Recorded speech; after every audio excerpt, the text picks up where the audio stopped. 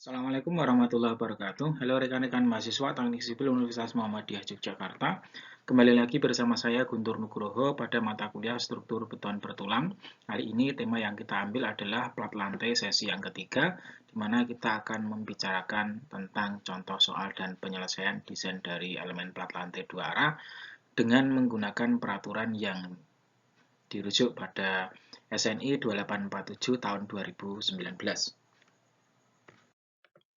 Untuk substansi pembelajaran di sesi pembelajaran ini, kawan-kawan akan dituju kepada poin yang pertama, di mana ini adalah tujuan pembelajaran.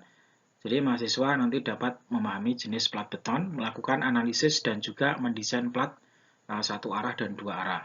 Nah, pokok pada pembahasan di bab ini akan kita fokuskan kepada poin yang keenam, di mana poin 1, 2, 3, 4, 5 ini sudah kita bahas pada sesi tutorial plat lantai di sesi yang pertama dan kedua.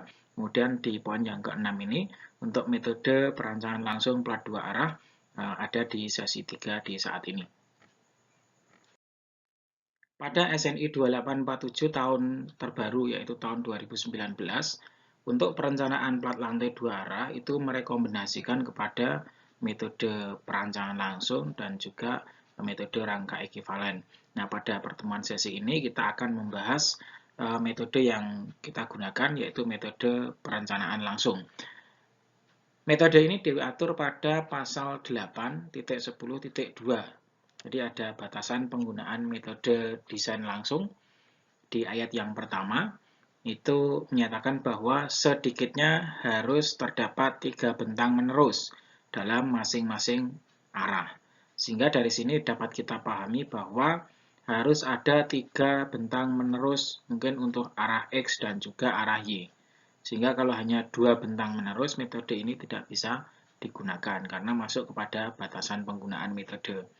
Kemudian pada pasal 8.10.2 ayat yang kedua, ini berbunyi panjang bentang berurutan yang diukur dari pusat ke pusat tumpuan dalam masing-masing arah harus tidak boleh berbeda lebih dari sepertiga bentang terpanjang.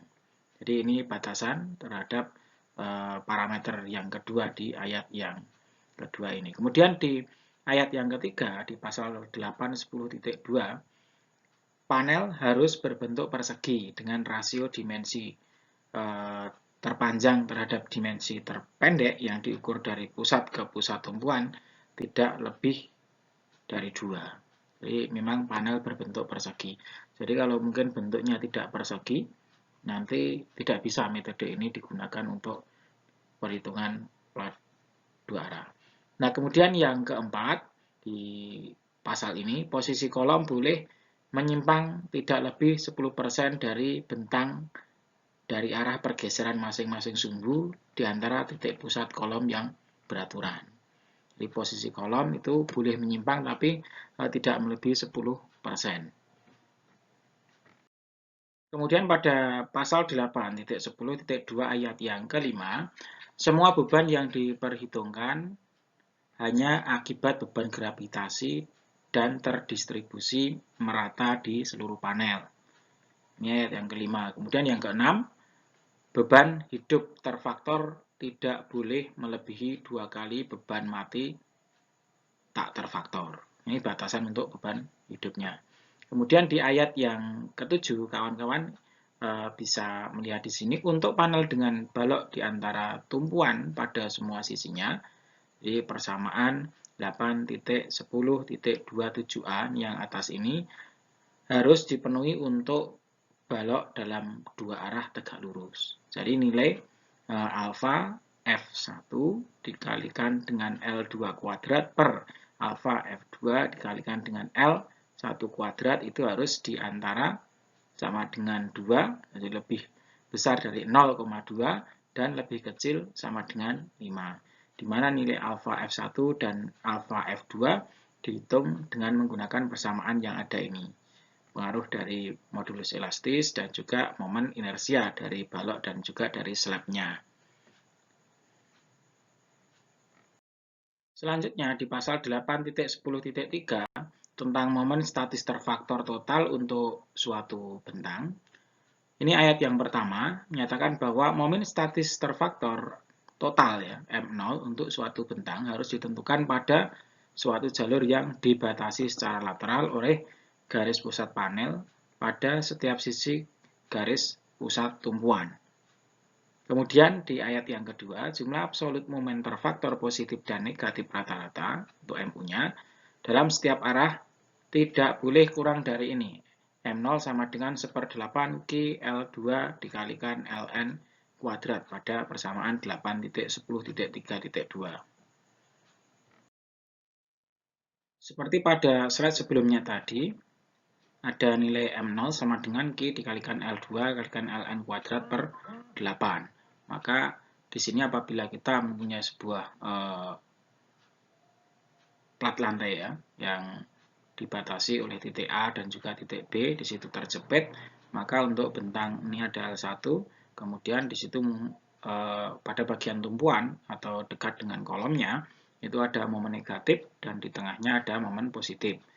Nah, di ujung kiri dan kanan itu ada momen negatif. Maka yang disebut sebagai M0 tadi, pada pasal slide sebelumnya tadi, M0 ini didefinisikan, ya tidak boleh kurang dari Q L2 dikalikan Ln kuadrat per 8. Jadi total dari momen positif sampai kepada momen negatif ini disebut sebagai M0.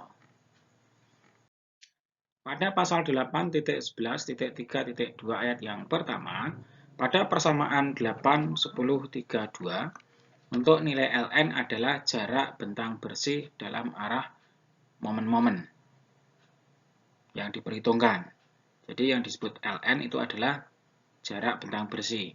Nah, jarak itu harus menerus dari muka ke muka kolom, kepala kolom, braket atau dinding, di mana tidak boleh kurang dari 0,65 L1.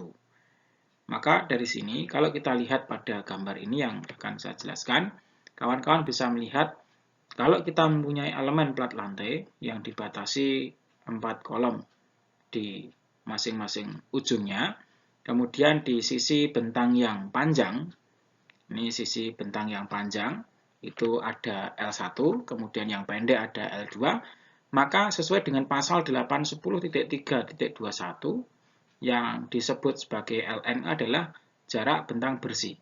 Sehingga Ln itu muncul ada Ln1 dan juga Ln2, setelah dikurangi dengan dimensi dari kolomnya. Jadi Ln itu adalah bentang bersihnya.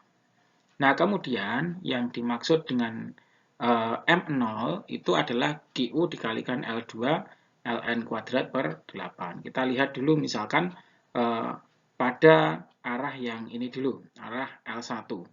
Itu arahnya adalah arah yang memanjang, maka MOL, L-nya itu adalah long, itu adalah Q dikalikan L2 kalikan Ln 1 kuadrat dibagi dengan 8. Maka nilai MOL itu ada.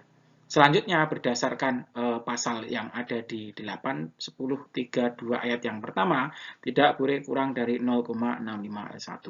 Maka di situ nilai itu terdistribusi untuk momen negatif dan juga untuk momen positif. Nah, untuk momen negatif itu adalah 0,65 MOL. Kemudian untuk momen positif itu adalah sisanya 0,35 MOL. Kemudian pada bentang yang pendek, teman-teman bisa melihat untuk L2, maka juga muncul Ln2 di sini. Rumus yang dipakai MOS, jadi M0. M0 arah S short, arah pendek ini, QU dikalikan L1, kemudian ada Ln yang kedua, ini Ln2 ini, itu kita kuadratkan per 8, sesuai dengan kaidah dari pasal yang ada di slide sebelumnya tadi. Sehingga dapat MO short, ada M0 arah short. Itu lebih bisa kita bagi di momen negatif dan juga momen positifnya, di mana MN2 sama dengan 0,65 MOS, kemudian MP2 sama dengan sisanya 0,35 MOS atau M0S kan gitu. Nah, silakan dipahami bahwa ini aplikasinya pada penjelasan yang sudah saya sampaikan tadi. Nah, kemudian tentang pasal 8.10.4, di mana distribusi momen statis total terfaktor, itu di ayat yang pertama pada bentang interior, M0 harus terdistribusi sebagai berikut. Ini 0,65 ke momen negatif dan 0,35 ke momen positif. Seperti penjelasan yang sudah saya sampaikan tadi, maka distribusinya ini ada momen negatif, momen positif diberikan 0,65 dan juga 0,35. Di sini adalah aplikasi dari pasal-pasal yang ada di sini. Ini untuk yang long, kemudian untuk yang short sama di sini sudah terdistribusi, tertuliskan untuk M0 itu dibagi. Jadi MN2, MP2 ketemu 0,65 MOS, kemudian 0,35 MOS atau arah yang short, yang pendek. Kemudian pada pasal 8, 10, 4.2, pada bentang ujung M0 harus didistribusikan sesuai tabel 8, 10, 42. Silakan dilihat di sebelah kanan ini, saya ambilkan langsung dari SNI. 2847 tahun 2019 ada tabel 8, 10, 42. Jadi di sini ada koefisien distribusi untuk bentang ujung. Di mana nanti ada di kolom pertama itu pembagiannya untuk arah yang horizontal, ada negatif interior, kemudian positif, ada negatif eksterior. Kemudian di sini ada tepi eksterior tak terkekang, kemudian ada plat dengan balok antara semua tumpuan. Kemudian ada juga plat tanpa balok antara tumpuan interior. Ini terbagi menjadi tanpa balok tepi, kemudian dengan balok tepi. Yang untuk tepi eksterior terkekang penuh, nilainya bisa kita ambil di sini. Nah, penjelasan dari tabel 8.10.4.2 ini, nanti kawan-kawan bisa melakukan plotting sesuai dengan keadaan ini, sehingga angka ini kalau dijabarkan kepada bentuk yang lebih mudah dan tergambar, kawan-kawan bisa melihat pada gambar di sebelah kiri. Di mana ada suatu plat, misalkan, di sini ada tumpuan, ini sisi luar, ini sisi dalam pertama, ini sisi dalam yang kedua. Jadi menerus ke sana. Nah, kemudian satu, ini untuk tak terkekang. Jadi tak terkekang, posisi nilainya adalah momennya 0, 0,63, dan 0,75. Jadi tepi eksterior tak terkekang. Ini adalah posisinya yang ini. Kawan-kawan bisa melihat ini posisinya di sini. Nah, kemudian tepi eksterior yang terkekang penuh itu posisinya, nah ini kan terkekang nih, 0,65, 0,35, 0,65. Ini ada di sini. Nah, kemudian yang kedua ini terkekang penuh. Jadi sebelah kiri juga terkekang, sebelah kanan juga terkekang, maka gunakan yang ini. Kemudian ada plat dengan balok di antara tumpuan. Nah, ini plat menggunakan balok di antara tumpuan. Maka ini bisa menggunakan yang eksterior. Kita mulai eksteriornya ada di sini 0,16, kemudian 0,57, kemudian 0,7. Itu menggunakan yang ini. Kemudian lanjut yang keempat, hanya ada balok tepi. Nah, ini plat tanpa balok antara tumpuan interior, nah, menggunakan balok tepi. Nah, hanya ada balok tepi, berarti menggunakan ini. 0,3, 0,5, 0,7. Ini 0,3, 0,57. Terus kemudian ada 0,7. Nah, ini nanti disesuaikan. Yang ini menggunakan 0,5 disesuaikan gambarnya. Nah, kemudian untuk plat tanpa balok. Ini tanpa balok itu ada 0,26, ada 0,52, kemudian ada 0,7. Ini ada di sini. Nah, inilah penjelasan dari pasal 8.10.4.2. Jadi, nanti M0 harus terdistribusi sesuai pada tabel berikut.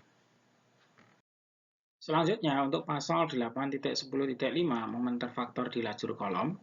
Ini kawan-kawan bisa melihat pada pasal yang pertama, pasal 8, 10, 5 ayat yang pertama ini. Lajur kolom harus menahan bagian dari momen negatif interior MU sesuai tabel 8, 10, 5, 1. Jadi ini adalah tabelnya. Tampilkan dari SNI. Nanti untuk parameternya adalah ada alfa L1 dikalikan L2 per L1.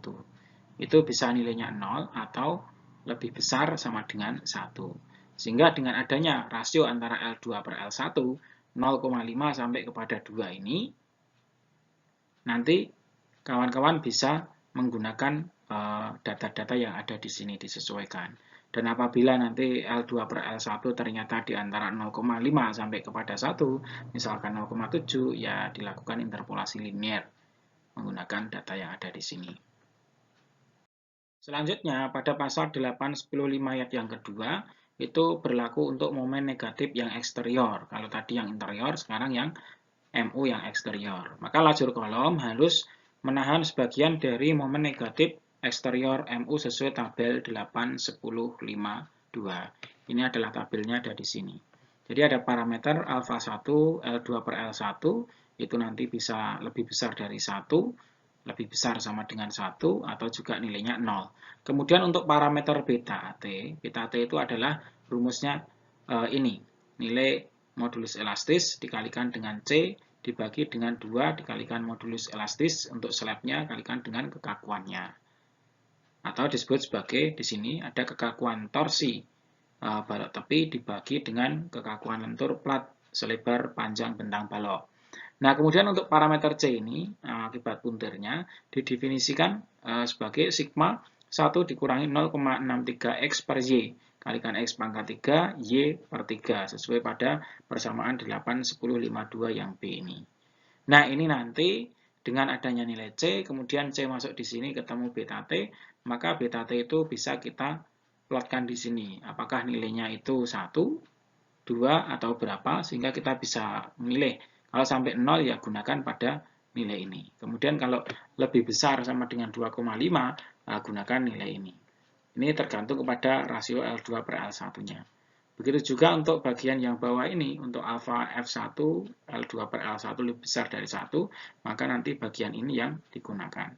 Nah, ini ada catatan, interpolasi linear harus dilakukan antara nilai-nilai yang ditunjukkan, di mana beta T dihitung dengan persamaan-persamaan yang ada di sebelah kanan ini.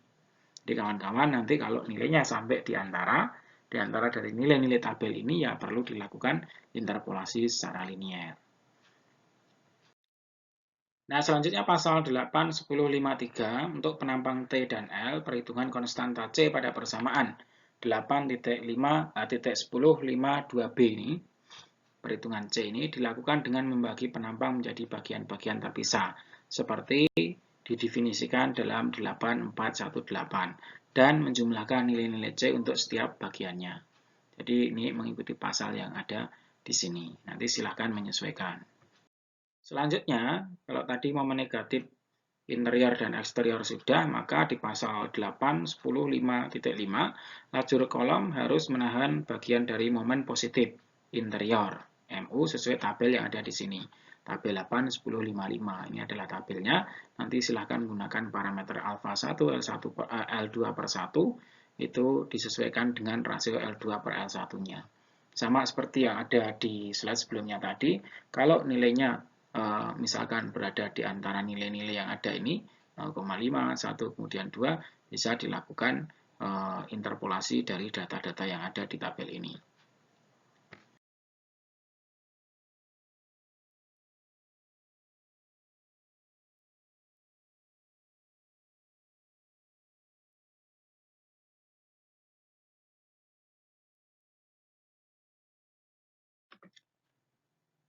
Selanjutnya kita akan masuk pada soal dan penyelesaian, di mana soal di sini kita ambilkan dari buku, ini bukunya Pak Agus Setiawan, kita sumberkan dari sana. Dengan menggunakan metode perancangan langsung, desainlah panel plat datar dalam interior seperti ditunjukkan pada gambar C12, jadi di contoh C12 gambar yang tadi. Sistem plat tersebut terdiri dari 4 panel dalam kedua arahnya, sehingga bisa menggunakan metode perancangan langsung, karena kan membatasi minimal 3 panel. Jadi kalau hanya 2 panel tidak bisa, ini sudah 4 panel di kedua arahnya. Dengan ukuran panel plat adalah 6 x 7, kemudian setiap panel ditopang kolom 500 x 500 mm dengan panjang kolom 3,6 meter. Plat memikul ban hidup merata sebesar 4,5 kN per meter persegi dan beban mati tambahan 1,15 kN per meter persegi di luar berat sendiri plat. Maka kita gunakan di soal ini FC-nya 27 MPa, kemudian FJ-nya adalah 400 MPa. Nah, penyelesaiannya pertama itu tentukan ketebalan minimum dari plat dengan menggunakan tabel 12.4. Jadi ini untuk sistem plat datar. Tabel plat dalam contoh ini sudah dihitung sebelumnya pada contoh 12.5. Nah, itu tebal plat sebesar 220 mm pada contoh tutorial sebelumnya tadi. Nah, kemudian yang kedua, itu hitung besar beban terfaktor. Itu untuk beban matinya, KD-nya 1,15 plus 0,22 kalikan 24. Ini tebal plat kalikan berat jenis dari plat. Maka ketemu angka 6,43 kN per meter persegi. Kemudian GU-nya sama dengan 1,2 dikalikan dengan KD plus 1,6 kalikan GL-nya. GL-nya kita ambilkan dari sini, 4,5. Sehingga ketemu angka 14,916 kN per meter persegi. Seperti di dalam soal tadi, bahwa ukuran dari plat tadi adalah 6 dikalikan dengan 7. Maka kita akan membagi untuk lajur kolom dan juga lajur tengahnya. Nah, ini untuk lajur kolom arah horizontal itu 1,5 ya, per 0,25 dari 6. Jadi ketemu 1,5, kemudian lajur tengahnya ketemu 3. Untuk arah yang vertikal ini atau arah yang memanjang itu lajur tengahnya 4, lajur pinggirnya atau lajur kolomnya ada 1,5. Selanjutnya, poin yang ketiga, periksalah terhadap geser satu arah dan dua arah. Ini yang pertama, geser dua arah pons pada jarak D per 2 dari muka kolom. Asumsi selimut betonnya adalah 20 mm dan tulangan yang digunakan adalah D16, sehingga D ratanya adalah tebalnya 220 dikurangi selimut 20 dikurangi D16, ketemu 184 mm. Kemudian untuk B0-nya, B0-nya itu dari luas area untuk gesernya. Jadi 4 kali dari ukuran kolomnya, ini plus 4 kali D, sama dengan 2736 mm. Kemudian untuk VU, ini L1 dikalikan L2, jadi jarak antar kolom dari arah X dan juga arah Y dikurangi setengah plus 0,184, itu berasal dari D ini. Ini kita kuadratkan.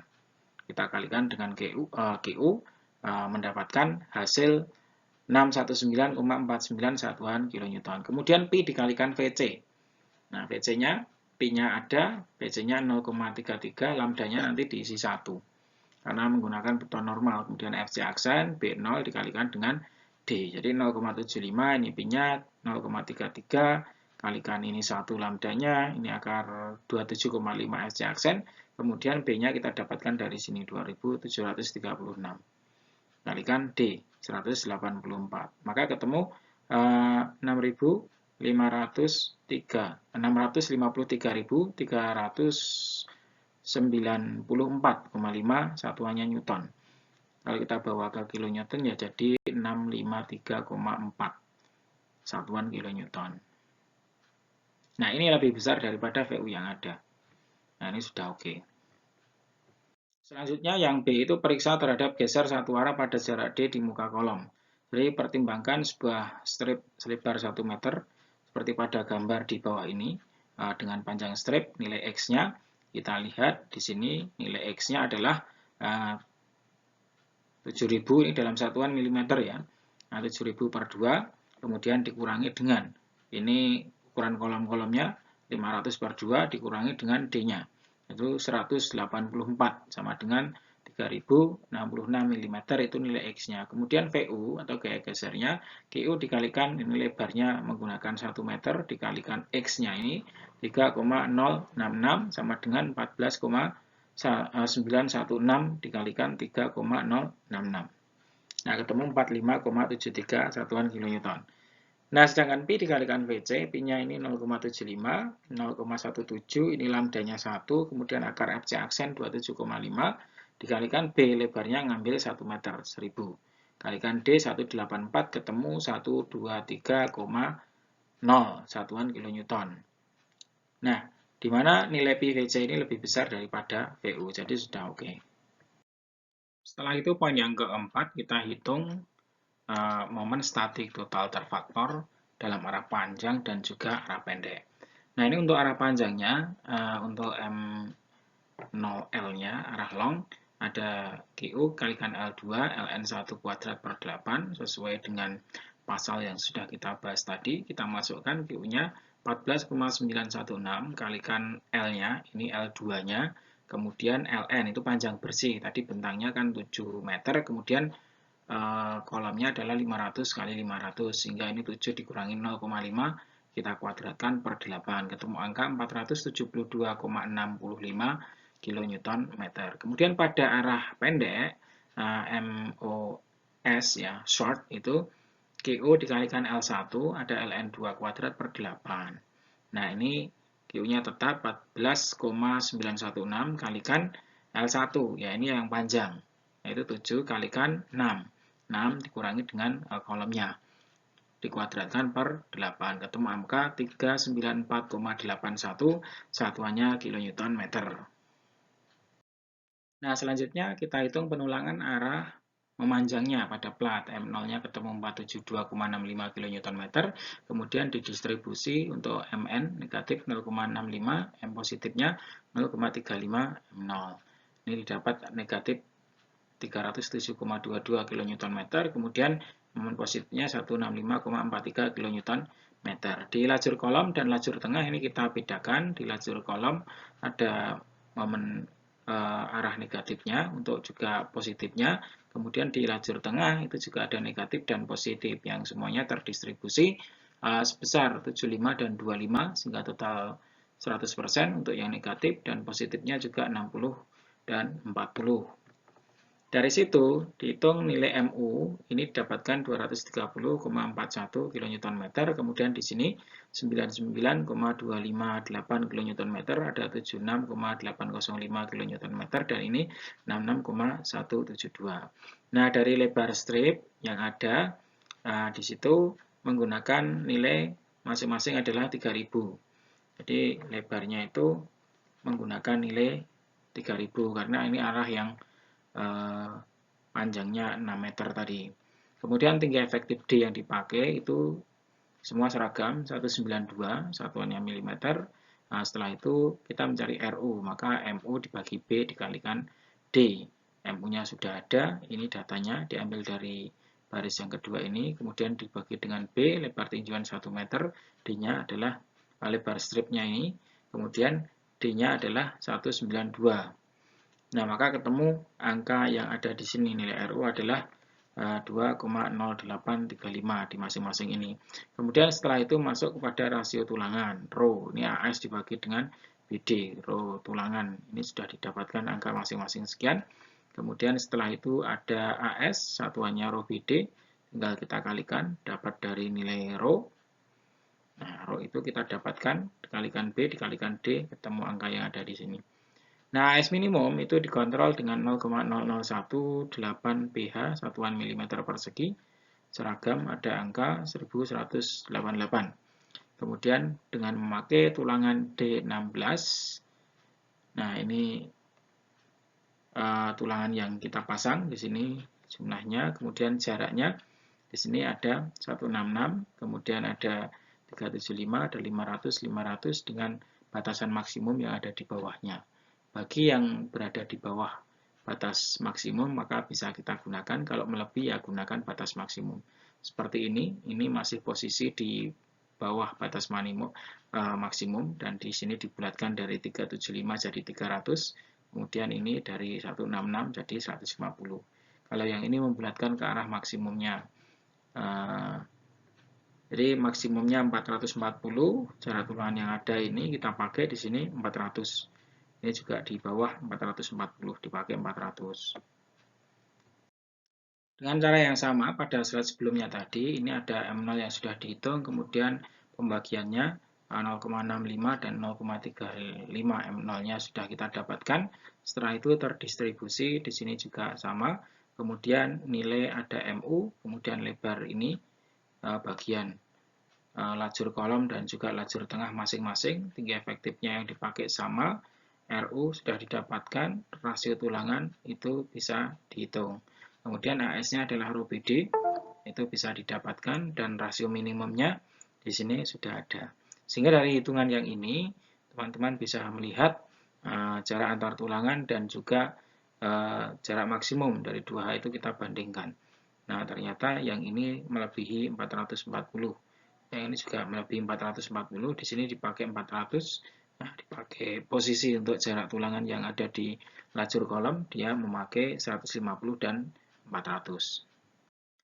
Sehingga dari hasil perhitungan tadi bisa diplotkan di sini untuk lajur kolom dan juga lajur tengah masing-masing dengan menggunakan tulangan yang ada pada tabel perhitungan sebelumnya tadi. Ini di gambar ini adalah gambar detailnya. Jadi kawan-kawan bisa melihat di masing-masing lajur kolom, kemudian juga ada lajur tengah yang dipasang. Nah, kemudian untuk penulangan plat arah yang memendek, ini kita lihat ini adalah pemasangan dari hasil perhitungan tabulasi yang ada tadi. Sehingga kita bisa melakukan plot dan pendetailan yang ada di penulangan plat lantai. Demikian rekan-rekan mahasiswa Teknik Sipil Universitas Muhammadiyah Yogyakarta, sedikit tutorial tentang perhitungan plat lantai untuk 2 arah dengan metode perencanaan langsung yang kita sumberkan pada bukunya Pak Agus Setiawan. Nah, untuk tutorial kali ini kita cukupkan sekian. Terima kasih. Kita akhiri dengan bacaan hamdalah dan doa kafaratul majelis bersama-sama. Alhamdulillahirabbil alamin. Subhanakallahumma wa bihamdika asyhadu an la ilaha illa anta astaghfiruka wa atubu ilaik. Billahi taufiq wal hidayah. Assalamualaikum warahmatullahi wabarakatuh.